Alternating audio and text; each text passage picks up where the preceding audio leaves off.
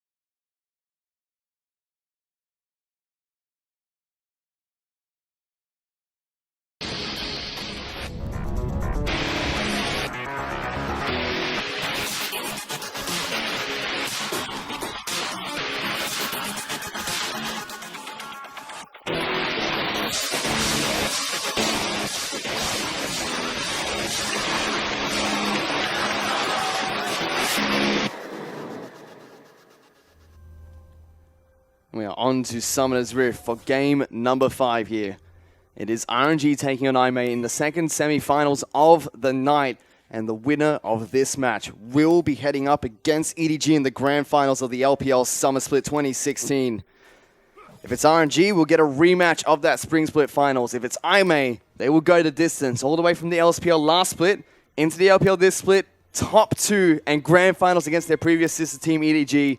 It's a big match, Raz, and it's been a back and forth game. They've been back and forth games for the last 3 matches. Yeah, they definitely started from the bottom, and now their whole team's here. I'm done. Someone call Atlas. Someone wake him up. With that joke aside, it really is an amazing story for IMA to get to this point. And there's no such thing as getting to this point, because this point just doesn't end. They're literally pushing the finishing line forward. They're never ending that race. That race continues on until the very end, which is possibly the finals with EDG. We have seen a switch up in Champion Select again. This time, RNG, they're the ones that take away the Vladimir. Ash is going to be picked up by Uzi here in this match. Something that they first picked away in the first match that we saw tonight, which was a one-sided victory for RNG. On top of that, we are going to get the Ezreal coming out from Jinjiao. Another unique 80 carry pick for him. He's only played it once this split. Showing it again here in the do-or-die match for IMA. He picked up Twitch in the last game and had a great performance on the champion road. Going back to Tom Kench as well. Yeah, so this is a very interesting pick. One that I don't exactly agree with, simply because it goes back to what RNG do best at, that they do want to keep shoving out every single lane possible. And IMA is just saying, you know what? Yeah, you can do that. We will start to outscale and we'll start to out-team fight. And they're really embracing that fact that they can come back from the deficit they've shown throughout the entire series. But I don't agree with it. Just don't embrace it, because RNG have shown if they can get the slightest advantage throughout in history, especially when it counts, they can just end the game, but it hasn't been the series for them. Something that has stayed the same so far is the fact that Mata, as well as Uzi, are very dominant at level 1, making sure that Jinjiao and Road have an oppressive lane from the very get-go. Make sure it's difficult for them to trade at level 1 and 2. Yeah, it's remained a constant, especially with that Caitlyn game, where they either froze their lane out, slowly pushed it out, poked them under tower. There was just not a single moment of rest. And again, it's deja vu to Team WE's series, because that Caitlyn game that was picked up by Uzi, that was IMA's game to win. Same as what we saw from Team WE in their game number 3 to put them at match point. It was their game to win. Doesn't get the camp at all. Unfortunately, Greg's going to pick that one up. And she dodges away from the body slam there. He's going in, trying to pick up first blood in this match instead. Xiaohu's diving up the turret. He's going straight in. He's going to Sanguine Pool. He has to go in between the turrets and back to safety, though. All right. That was interesting from RNG. Interesting pressure tactic. That's hilarious. She now looking to try and take a red buff away from Avoidus and pick up a 3-buff start. Take away that crucial buff from the Gragas. Okay, yeah, he does have smite, so he's going to be able to take it, of course, and on top of that, top lane's always shoving out. So once again, the pressure point coming from each and every one of these lanes, and the only one that's actually fairly doing well is Kassadin. You see both top laners teleport into the lane. Looper going up against Amazing J's Gangplank. We've seen a lot of Echo and a lot of Gangplank tonight. Takes away that barrel. Give me that. The extra 10 gold, definitely working out well for him. But yeah, that whole exchange. Oh, is he going to? Yeah, okay, he's fine. But yeah, the whole exchange in which Xiaohu went between 2 towers is definitely starting to bite him. He did blow his ghost to do that, but it's a fairly short cooldown summoner spell. Yeah, but just using your pool in general, it does chunk your own HP. And on top of that, you don't have the safety afterwards, so the trades coming in through starts to hurt you, so he's starting to feel the hurt. Athena really is getting the free farm going for himself. As Athena uses his teleport on Kassadin to get back into the mid lane nice and early, has picked up the Ruby Crystal and Sapphire Crystal for a little bit of extra health and mana. Xiaohu's still staying in this lane, trying to heal up with his transfusion, but Athena's been doing so really well so far. Exactly. It is his champion. He loves the Kassadin pick, and so whenever he gets the chance to pick it, he'll love to go up against it. So now Xiaohu has to watch out. He's putting himself in a position where once Kassadin does reach 6, you can get completely soloed out. doesn't matter if Cassidy doesn't have flash. So right now, MLXG is helping him out in terms of not allowing the freeze to happen. And that's the comfort coming in right there for Aimee. It's definitely needed. You want that comfort pick going for you, especially Game 5. If you're not feeling comfortable in Game 5, already you can't be comfortable. It's not. It's it's normal human emotion. Getting that barrel out of there. Think of it as another CS, right? You got that 10 extra gold coming in from each and every barrel coming out. You'd definitely want to expend as much mana to get each and every one of them. Athena has hit level 6 in this mid lane. Xiao, who's still on 5, actually getting jumped on by this Kassadin. Now, Athena is the one that has to watch out. Once Xiao does get level 6, he doesn't have 6 now. But once that does come out, him looking to ult in, to Void Rift in, to get some skirmishes down is not going to work out well for him, especially since Xiao can come back big. You can always see MLXG just waiting in the wings in case Athena continues to be aggressive in this mid lane. He's making sure he doesn't rift walk over aggressively against the Vladimir. Xiao has picked up his boots and went for a null magic mantle to try and deny some of the damage of Voidless, though. He's found Looper on the top side of this map. Gangplank trying to close the distance. Parallel Convergence does come out. He's fairly low, but that slow should be enough to get Looper to safety. Still thinks he's singed here, Raz. Proxy farming a little bit in this game. Yeah, I'm trying to figure out if we just did not see the ward that is inside that bush. They do have it pinked out. Perhaps it is out of vision. Ooh, Cannon Barrage coming out. That's Looper gonna kill him. In trouble. Has to flash out of it. Amazing J still chasing on forward. So Looper actually did use his ultimate earlier. That was so close coming out from the Gangplank. Yeah, so he's playing a little bit too greedy.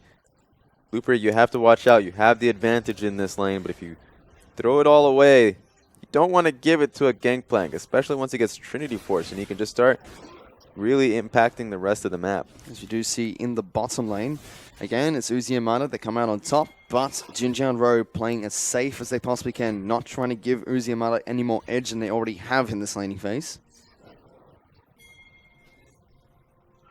Ezreal's already gone back to base, picked up a tier for himself, whereas Uzi picked up the BO sword nice and early on the Ashe. Yeah, and that's when it really starts, the pain starts to come through for the Ezreal. And for the rest of the team, because, actually, he's going to get the extra help of getting shoved in too. But yeah, once you have the BF sword for Uzi, he's going to have a lot of freedom of shoving this lane in, if he hasn't already. And so the invades will start to come through. Yep, RNG trying to collapse on towards the blue buff. It should be. Pings are going out on towards it. Vladimir's here, so is MLXG. Kassadin waiting in the wings. This could be the first big team fight between them.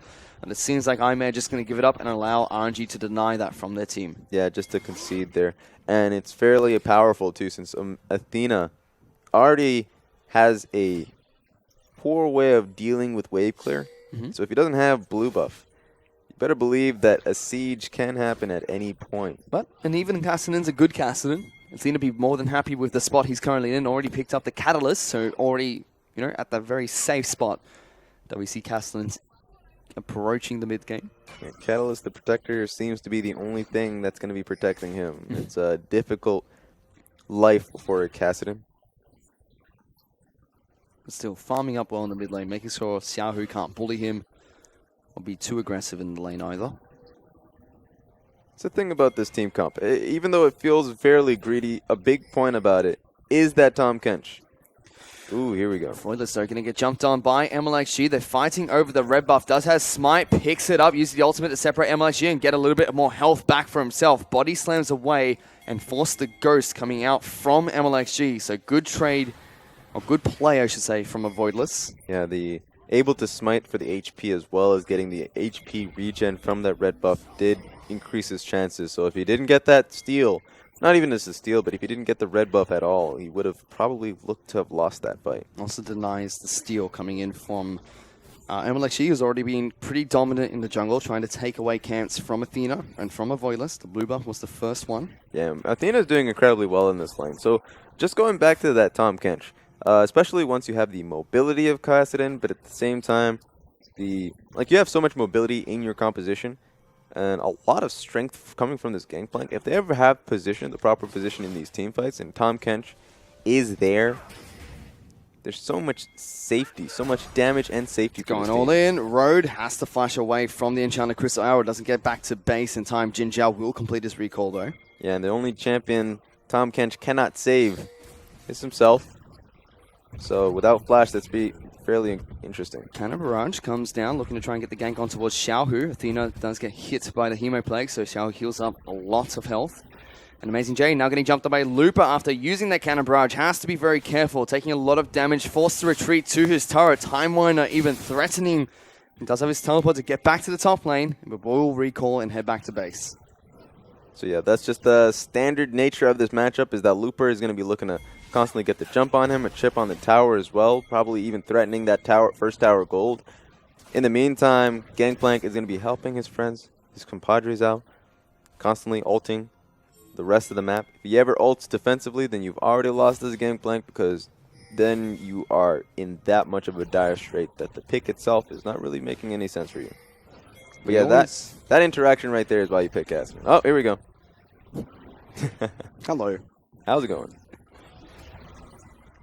But again, we always come back to this mid lane, Raz. This is a last pick coming out from Aime, the counter pick onto red side into the mid lane. Vladimir was taken away nice and early from RNG. And Athena very comfortable on this Cassidy and doing very well. Yeah, definitely. Oh. And the Cassidy itself is... it's an interesting pick. It's one of those picks like Lee Sin, right? It's a Lee Sin where you think of it as fairly risky. It can do a job, especially in the right hands.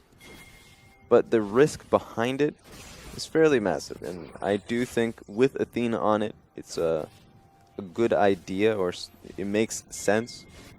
But I think as a whole, compositionally, they're getting shoved in. They're in a gold lead, but the fact that they had their buffs contested in and of itself is a problem. But yeah, we're seeing a lot of passiveness in this team comp right now. Still no lanes really falling behind. RNG slightly ahead in the bottom lane in terms of CS. Jinjiao trying to keep up wherever he possibly can. Top lane Amazing J is down, also about 10 CS, but hasn't died, most crucially. Junglers are fairly even, and Athena is dead even in his mid lane. Still, Aime, dead even in gold. 18,500 to both these teams. Yeah, I think this is the first time we've seen Aime legitimately just be even in a matchup this early in the game. So it must be scary for RNG to find themselves in a position where they're not just getting early leads anymore, especially not from the laning phase, where they would constantly get massive leads in the bottom lane, constantly get massive leads in the top lane at the very least. So now they're finding themselves even 13 minutes into the game. Again, Athena in the mid lane just trading with Xiaohu. So Vladimir is working towards the Spirit Persist, but they found a Voidless, and China Cristela comes in as well as Mata. First Blood is going to be picked up by Uzi, and that was a very, very surprise pick coming out from the Ashe. Yeah, that was out of nowhere. Excellently played. Gets another blue buff to their name, and they're going to... Good on Ezreal to at least get a shove on the bot lane. Otherwise, their attention would have turned mid onto this Cassidy, who does not have wave clear for himself. So at the very least, they're able to deny that play, but a great look for RNG. And a great way to get the ball rolling for RNG. Again, it's them who take the gold lead very early on into the match. We have seen this for the past 3 games already. Yeah, so it looks like, as I guess I spoke too soon earlier about the whole gold lead bit. Yep, there it is. So now we got it. RNG once again getting a lead for themselves, a pick orchestrated through the bot lane, able to roam up and help out MLXG in his invade. Amazing J gets jumped on the top side of the map. Looper being rather oppressive on his Echo.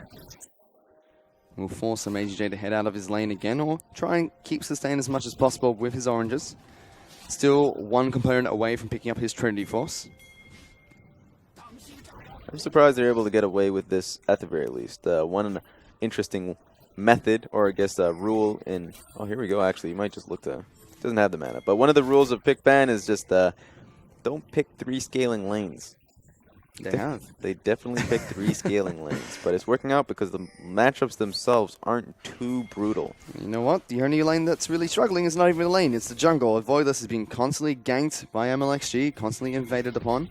Well, that's understood as well, because if your lanes are falling behind or at least getting shoved in, then at the very least your jungle will feel the strength of that, because he will not be able to contest his own camps, let alone even looking to go and invade the enemy team. RNG rotate Uzi towards this mid lane. Athena will use his teleport to get down here immediately. Tahm Kench even joining the fight, bringing Jin Jiao with him. Immediately they disengage from that. Yep. So that's one of the strengths, of course, of going up against the Kassadin is you push out and you roam. But at the same time, Tahm Kench absolutely just cut that down by just being able to bring his bot lane, Ezreal, with him towards the play to instantly defend, which is actually very interesting to see. That Kassadin and Tahm Kench together can actually help each other out in terms of, you have the roam potential of the Kassadin, but also if you ever get randomly, not even a random, but spontaneously sieged on, that can actually help you through. Now bottom lane tower under siege. Cannon Barrage comes out. RNG more than happy to tank through this one. And it's another game where we see First Blood picks up RNG and that first structure gold. Xiaohu. They're trying to lock down Xiaohu. Athena moving down to this bottom lane, but they can't get the crowd control they need. And RNG take a 2,000 gold lead. Yeah, that's exactly what they needed. They finally got that first tower gold. And meanwhile, Looper just smacking the Gangplank. Playing the match as it's supposed to be, but at the same time, Gangplank just take it. He's just healing up with his potion, his refillable potion, and he's got himself that Trinity Force and working his way up towards the Youmuu's Ghostblade. And again, it feels like deja vu, Raz, because we've been in this situation before. Now I'm already can't do words anymore. It's a long night. Now all I'm really waiting for is that big steep drop that we've seen in every single game that I may try to fight back. Or if RNG, for the first time, can hold on to their gold lead since game number 1. That's true. It is a good question. And to be fair to Jaime is that they've actually built themselves a competition to find themselves that late or mid-game run. The early game doesn't really exist other than perhaps the Gragas. Feels like the bridging champion, but has been locked down quite heavily by MLXG, who's picked up a Trinity Force for himself as well. You can even see up in the top side of the map, Looper moving towards a Trinity Force on his Echo. Yep, so once again, we're seeing this build from the Echoes come through, where we've seen the differences of the tank Echo, where you just outright go towards your tank items rather than going towards the Trinity Force, or in Flandre's case, Trinity Force into the more AP. Cannon Barrage coming out on top of Looper. Here comes Tahm Kench. Will bring Avoiders up here. Gets knocked back. Looper has to try and fight his way out, but he can't because Amazing J gets a kill on the top lane. Amazing play coming from Road and Avoidless. Being able to just impact that top lane definitely opens up that matchup now. Able to get themselves a lot of gold off that. But now RNG are looking to find something to take in the opposite side of the map. Only really able to get this Wolf Camp. Yep, that seems like all elements she can get. So again, RNG get the first big proactive play with a pick, followed by a turret. RNG follow up, we're doing the exact same thing. The only thing that really separates them is going to be that first blood and first turret gold. You can see that with the 1,000 gold lead that RNG currently hold. True Shot Barrage coming up from Ezreal can't take the blue buff for himself, but does force a smite coming out from LXG. So that was at least a very good response from RNG. They got more than just that Wolf Camp, able to take the entire side of the jungle and pressure that bot lane in. But with that being said, Kassadin was able to take that entire wave coming up in the bot lane. Yep. So right now he's doing incredibly well for himself, also getting that solo experience. His goal is able to just get to that level 16 point where he has full rank 3 on his ulti. He already has his Boots of Felicity, so once he starts getting the cooldown reduction necessary, and on top of that the levels needed, then he will start to be a massive threat in these team fights, where he's always going to be looking for a flank, and UZI just can't do anything about it. Now we're approaching the 20-minute mark here, Raz. A turret, a kill, and a dragon that is in favor of RNG. The rest of the map is completely even. Ooh, here we go. I'm actually looking for a gank in the mid lane. Arcane Shift comes out from GGL, gets eaten up by Road. Back to safety. That's fine. Yeah, and that's the beauty of Tahm Kench. And the big thing I really want to see is where do we go next, because this is where things start to take place. Yeah, the moment the clock strikes 20, Baron buff comes up, teams start to go a little bit insane.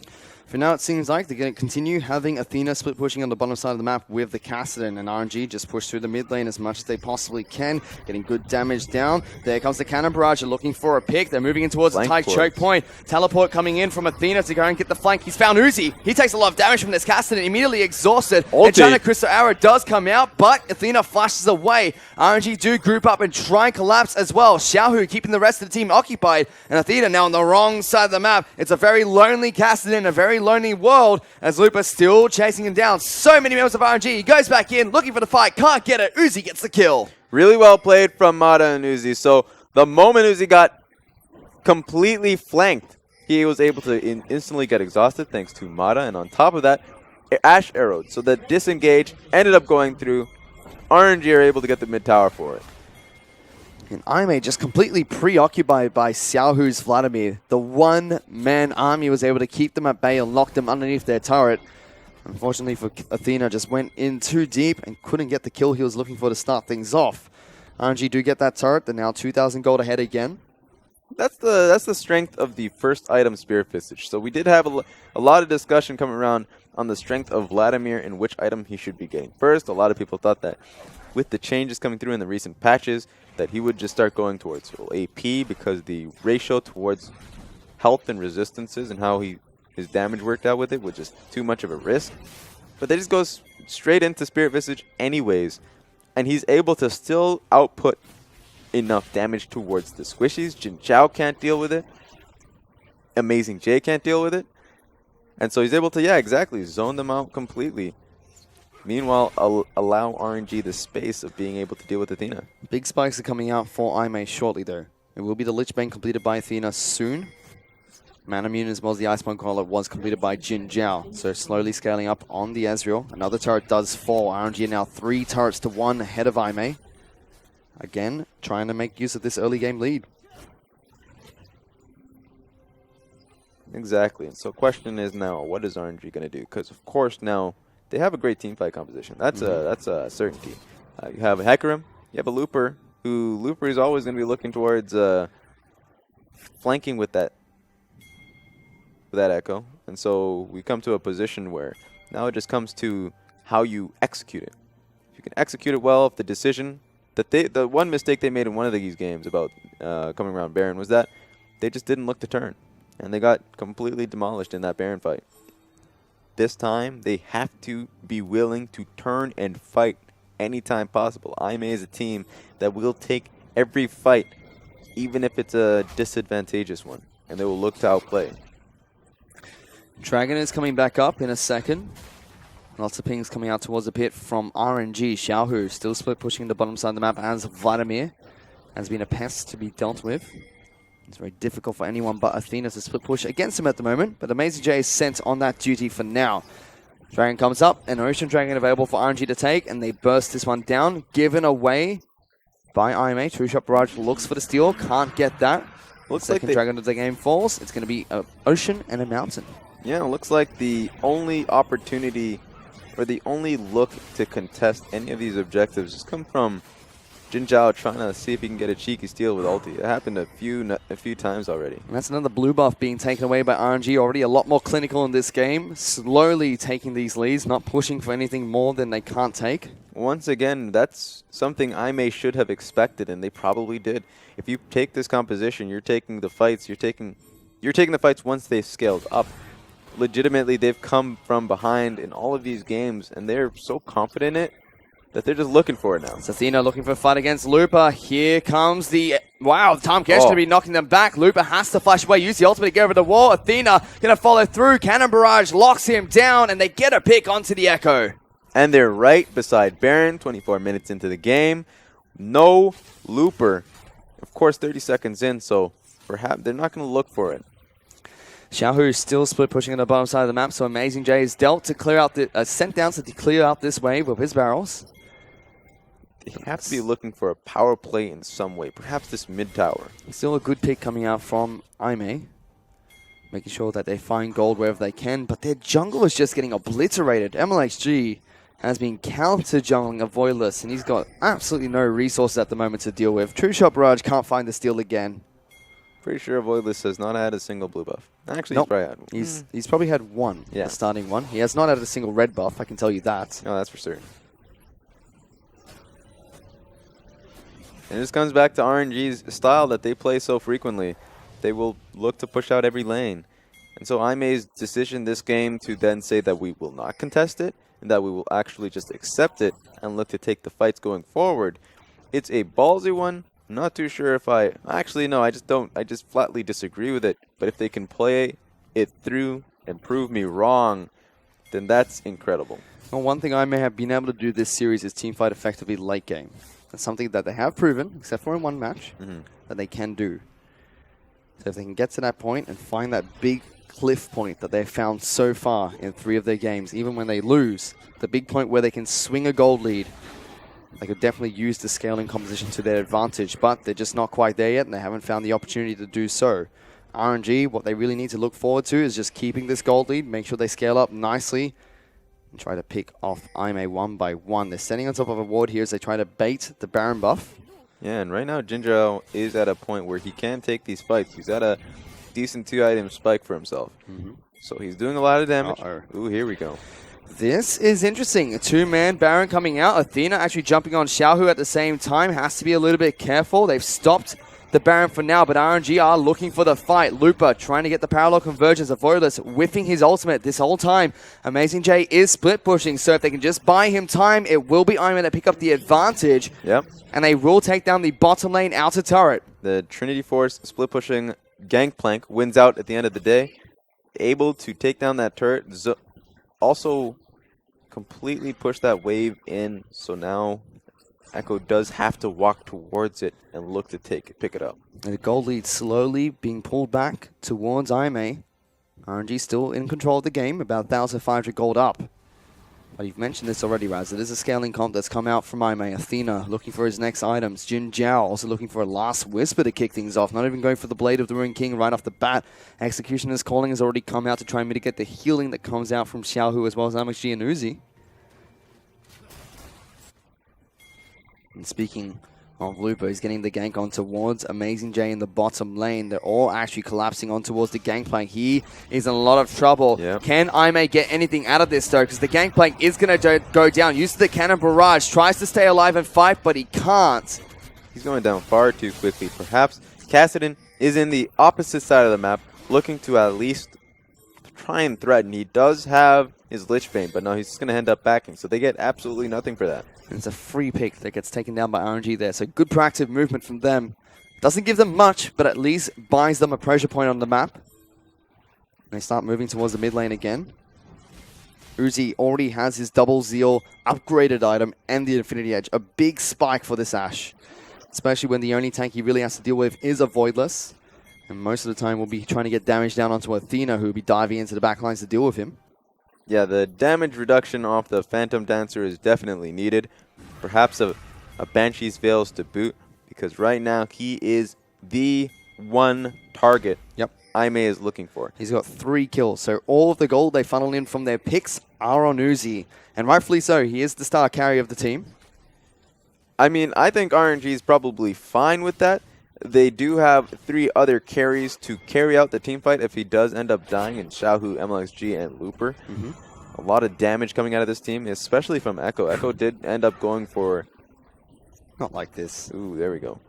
But yeah, he ended up going for the Trinity Force, as well as the extra damage, the on-hit for the Dead Man's Plate. And that's another blue buff that gets taken away. MLXG has been on point with this counter jungling. Fiasco, Looper, face checks in towards Athena. The Kassadin is hunting this guy down. Ping's going on towards the Echo. He's fairly fast though. Time Warner going to speed him up and get him back to safety. But Road has wrapped around the back. Instead, RNG turn on the fight. And China Crusader does get dodged away. Voidless has to be careful. Still has his ultimate. Cannon Barrage comes out as well, separating the team fight. Eaten up by the Tahm Kench to get back to safety. IMA, they were the ones looked at for the pick, but a good counter engage comes out from RNG. Exactly. So no damage really taken away from them. The only loss is a Voidless's ulti. Will be coming up anyways, on top of perhaps Amazing J's ulti. Big point, of course, is the fact that right now Athena has reached level 16. We just saw it. That's going to be great coming out of him. And so now he's going to be able to output so much damage, have so much mobility on top of that. He's going to be a main focal point, especially if he's going to be sticking to a side lane to just completely split push. And RNG pick up the third and final elemental dragon of the game, as Elder Dragon will be spawning in the next 6 minutes. 36 minutes into the game, there'll be 2 big objectives on the map, and we're approaching 50,000 gold for both these teams. RNG still about 2,000 gold in the lead.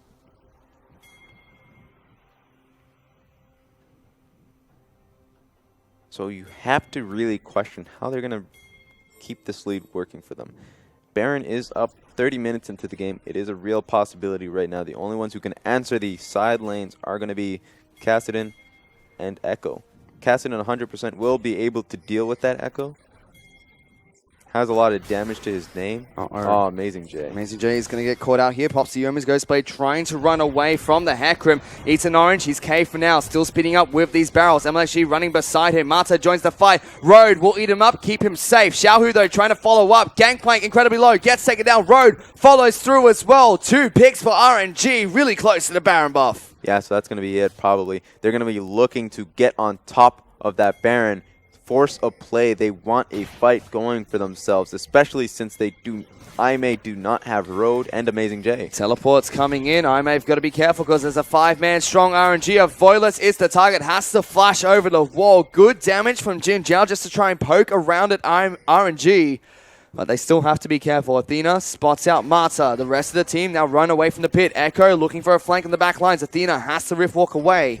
It's all on Jin Jiao right now to get the poke necessary. Voiless over the back will lock down Looper for a short amount of time. There's the Power Convergence. Going to be able to lock down the Gragas. He's going to get taken down. RNG pick after pick. Clinically tearing apart IMA champion after champion. Yeah, now that they don't have a Voidless and Amazing J, they don't even have to worry about a Smite steal. If they get on top of that, MLXG has been healing up so much off these dragons right now for himself. Still going to be able to knock Athena back. Jumps into Rhodes' mouth. He eats him up, carries him to safety. But RNG is so aggressive, punishing IMA for their poor positioning. They're going to be loving how the Ocean Dragons are actually helping them out considerably with how much they're healing just passively. These dragons are helping them out. Rhodes just deja vu for this man. He has to keep saving player after player.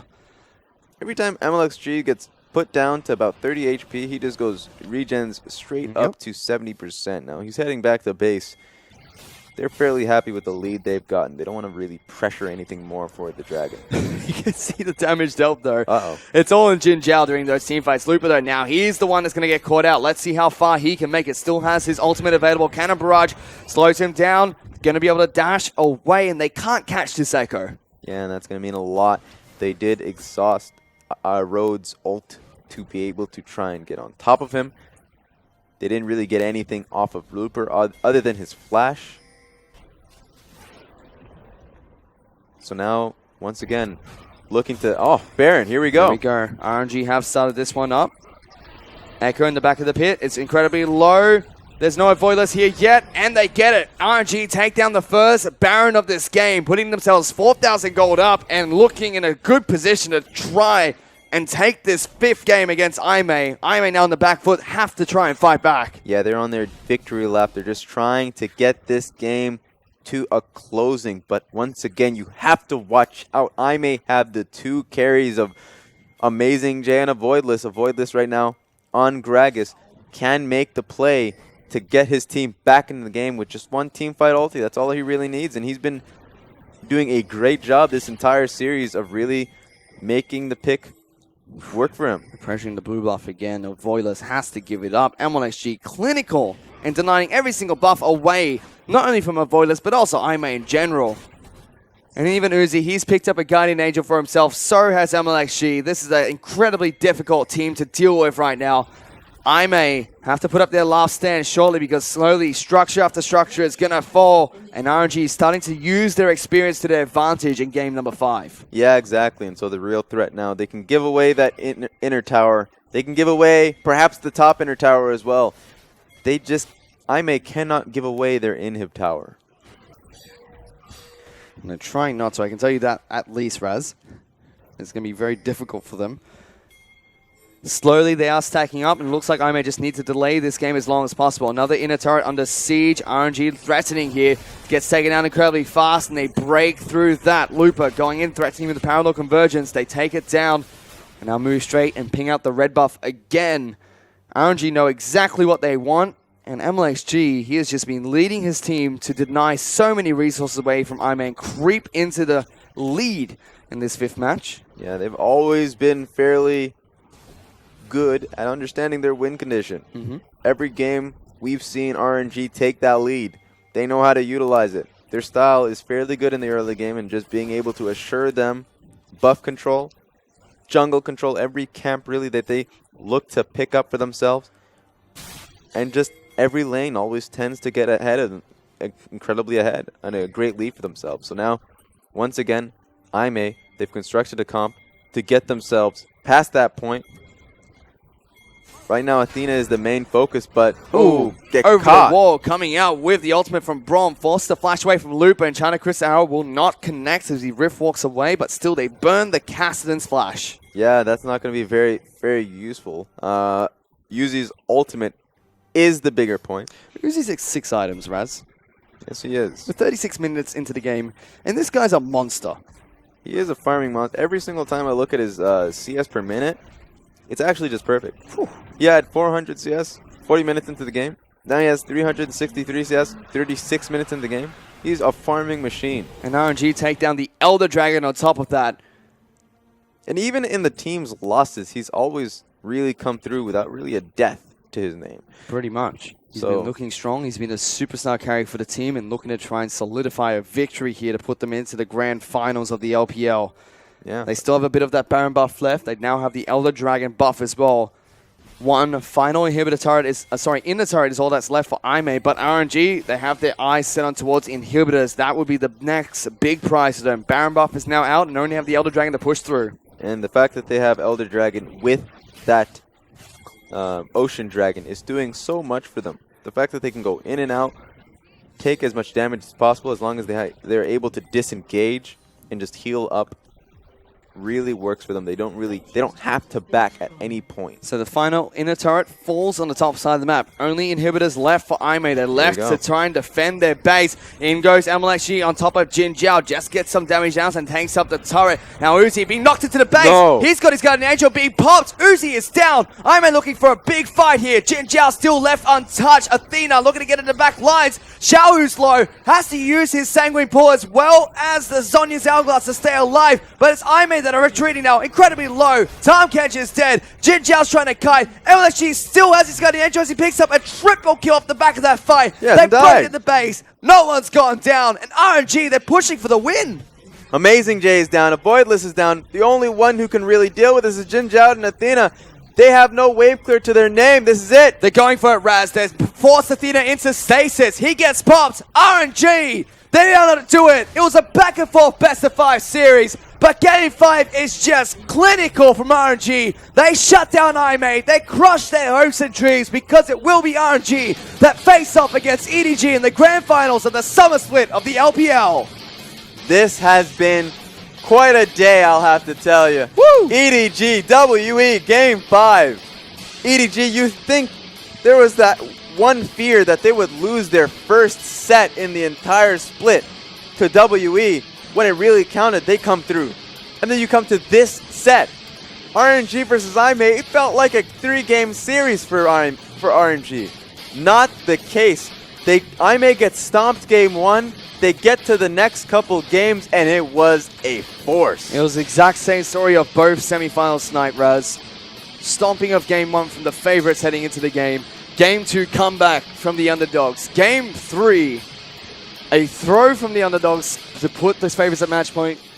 Game 4 is a win from the underdogs again, and Game 5, another clinical victory, and we see that from RNG again. This is what we expected out of them from every single game they played today, and they're only able to really show up in that final match. Well, if there's one good thing you can say about RNG was that every game they played today, they had full control. Full control from the very beginning. And of course, there were some fumbles, a lot of confidence really going up against them, but they played it well. Even though they lost a few, That's something they should pat their backs for. But you know what, Raz? This one thing I can really say, if this is how close our semi-finals games are going to be and how similar both the semi-finals games are going to be as well, think about how great now 3rd and 4th placing tomorrow is going to be, as well as the grand finals for the LPL. Those are going to be such close games between these teams because it was an absolute great showing from everyone today. Yeah, if there's one question about a lot of strength going into the finals between both of these teams, I don't even want to think about the regionals going in for WE and of course for IMA, right? One of these teams have to go to Worlds. And the fact that they played so well for themselves, it's going to be heartbreaking for the team that doesn't. It certainly is, and there's only 3 spots from the LPL to head into the World Championships. Congratulations to RNG. They've mentioned it this entire split. The entire 2016 season, they want to head to Worlds. They want to be one of the best teams in China, and at least for now, they've locked in their spot heading into the World Championships based off points alone, but they can still do it as the first seed when they do take on EDG in the grand finals of the LPL, and that's going to be a fantastic match. A rematch of Spring. Definitely, RNG definitely looking to try and solidify that the best team. EDG, they're going to be out for revenge once again. Yeah, I'm actually looking to favor RNG in this matchup. I think RNG played incredibly well today, through and through. And so I think if those two teams face up, I know EDG is looking for revenge because they were the team looking to go into MSI. They were the team we all expected to get to that point, and RNG honestly they stole it away from them. This time, I feel like they're legitimately a strong team up against the juggernauts of EDG. And we still almost got those Hollywood storylines, Raz. First up, redemption from Team WE. Doesn't quite work out. They take them to Game 5s, can't finish it out to get the redemption story going on against EDG. And then finally, IMA. They wanted to take on their sister team in the grand finals. They couldn't quite get there either, Raz, but they were that close. Both of them tonight put on a great show. IMA and Team WE is going to be a big match heading into the 3rd and 4th placing. But today, we can take a look at the results that have happened. First up, it was EDG against Team WE in a 5-game slugfest. It was EDG that picked up the 3-2 victory. Yeah, it looks like Christmas lights on your stream. Win after win, loss, win after loss. It was back and forth, that series. Tell you what, Raz, it's deja vu because the exact same thing happened here against RNG and IMA. It was back and forth wins, slugfest all the way, but it was RNG the favorites that pick up the 3-2 victory. I'm trying to figure out where my Christmas present is because honestly, they just put up the ornaments a little too early this year round. I tell you what, Raz, the semifinals itself was my present because it was a joy to cast and fun to watch. We can check in with the brackets for both tournaments. In the Samama Promotion and Relegation tournament, it was Saint that moved down to the LSPL, Newbie Young that head up into the LPL, LGD rejoined, so did Newbie. OMG also be coming back into the LPL. Finally, we have the summer playoffs. They have finished, and we do see who our final 2 teams. EDG will be taking on RNG in the grand finals of the LPL, and tomorrow we will have Team WE taking on IMA in the 3rd and 4th place match. Yeah, exactly. And even though we all expected this final to happen, the 2 juggernauts of RNG and the undefeated EDG, that was an incredible road for both of these teams. It was so close to an upset, Raz, but we do take a look at tomorrow's matches. First up, Vici take on Snake Esports for the tie-breaking match to see who has the points heading into the gauntlet run, as well as Team WE taking on IMA for the 3rd place match in the summer playoffs of the LPL. Yeah, and both of those are going to be fantastic. Snake's going to be looking for some redemption up against the juggernaut that is Vici Gaming. And of course, you have the 3rd place match between both of these teams. Bit of a heartbreaker, really. And Team WE will be taking on IMA for their 3rd, 4th match. Like you mentioned, Raz, they're not alone, though. There's still a lot of other teams in the LPL that will be fighting to go through that gauntlet run and try and take the 3rd place seed from the LPL heading into the World Championships. But my goodness, Team WE and IMA looking very strong, look like it's strong contenders and favorites in that tournament alone. Yeah, exactly. And there's one question is that once you go into the gauntlet tournament, you're still going up against Vici Gaming and I believe IG as well. So you can't really count out any of these teams. They are showing great games for themselves, but WE and IMA seems to be showing some great stuff. Well, we will see who heads into that gauntlet run after the playoffs. After the playoffs are over. For now, we can check in with the MVP for that 5th and final match. It's MLXG. Mana Xiangguo leads his team to victory, stays on top of the MVP ranking table after that match. He just dominated Jungle Reds. There was no buff that we saw was taken away by IMA throughout the entire game. I think it was about 1 blue buff for the Gragas, and from then on out, it was just MLXG's show, locked down IMA and made sure they couldn't get back into this game. Yeah, good draft and a good side lane control can definitely make your jungler look like a superstar. He is a superstar in and of himself, but just being able to take out every buff that was available just came back to the fact that this team and IMA did draft out no wave clear.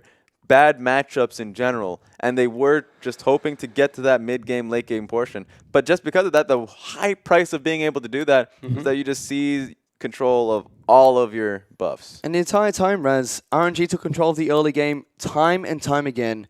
IMA fought back, but really the difference between the middle 3 games and the first 2 was that the first game and the last game for RNG, they just didn't let up in pressure and made sure that there was no way for IMA to fight back. Yeah, still one of the major memories for me coming away from this is the first game of getting singed in. That was fantastic to cast. I love doing it with you, buddy. It certainly was, Raz. It was a fantastic game, but that's all the games we have here for tonight. That's the semi-finals of the LPL done. EDG and RNG take each other on in the grand finals, but we still have more LPL action tomorrow. We have the tie-breaking game between Snake and Vici, as well as the third-place match between Team WE and IMA. But on behalf of myself, Raz, Frosco, our entire casting team, and our entire production team, thank you guys so much for watching. We'll see you tomorrow.